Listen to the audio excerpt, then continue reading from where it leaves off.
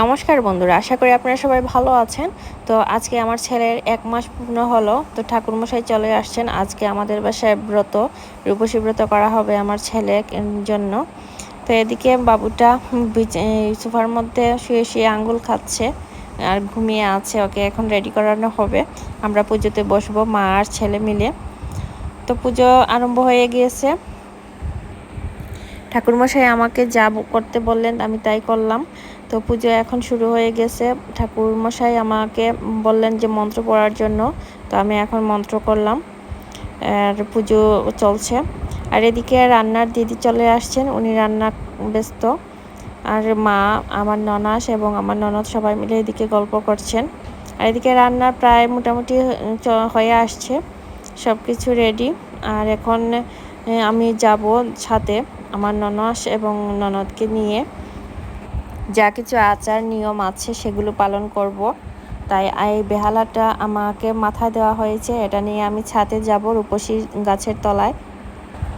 সেখানে গিয়ে যা কিছু আচার নিয়ম আছে সেগুলো শেষ করে ব্রত শেষ করব।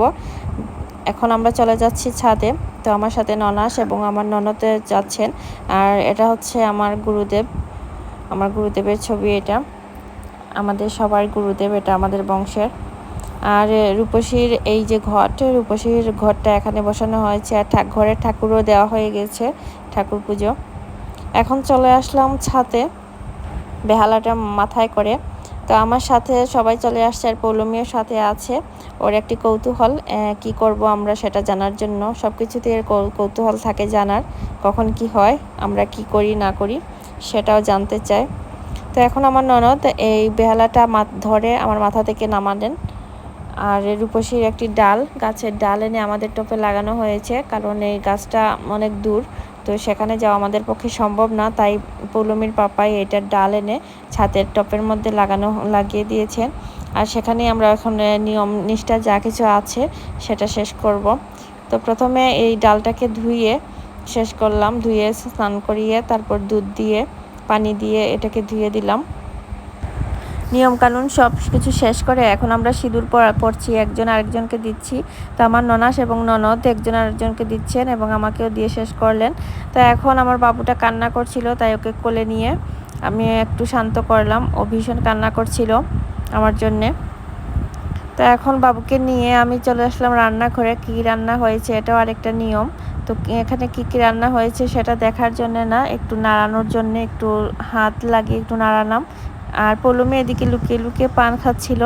তো সব রান্না শেষ হওয়ার পর এখন পুজো শেষ হয়ে গিয়েছে। তো এখন সবাই নিমন্ত্রণীয় অতিথি যারা ছিলেন সবাই চলে আসছেন। তো ওনাদেরকে এখন খাওয়ানোর জন্য বসানো হয়েছে। এরা হচ্ছেন সম্পর্কে আমার জাল হয়। ওনারা আমাদের বাসায় আসছেন, নিমন্ত্রণে ছিল। তো ওনারা এখন খেতে বসে পড়েছে।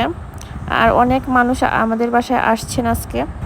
তো আমাদের যারা আত্মীয় ছিলেন এবং আমাদের পাশের বাসার যারা ছিলেন সবাইকে নিমন্ত্রণ করা হয়েছে আমাদের বাসায় ব্রতর অনুষ্ঠানে আসার জন্য।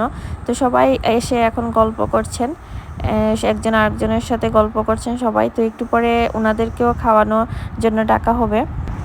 আমাদের বাসায় জায়গার অভাব, জায়গা কম, তাই সবাইকে একসাথে খাওয়াতে বসাতে পারলাম না। তো কয়েকজনকে বসিয়ে তারপর খাওয়ানো শুরু করে দিয়েছি।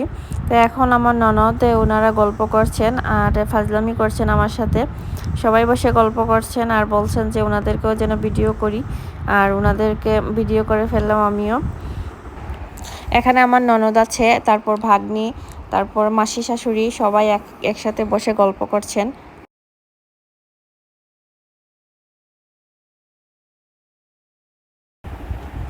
মাসি বাবুটাকে কোলে নিয়ে আছেন। আর বাবুটা তো ঘুমিয়ে আছে আমার। সবাই ওকে জাগানোর জন্য চেষ্টা করছে, কিন্তু ও জাগছেই না।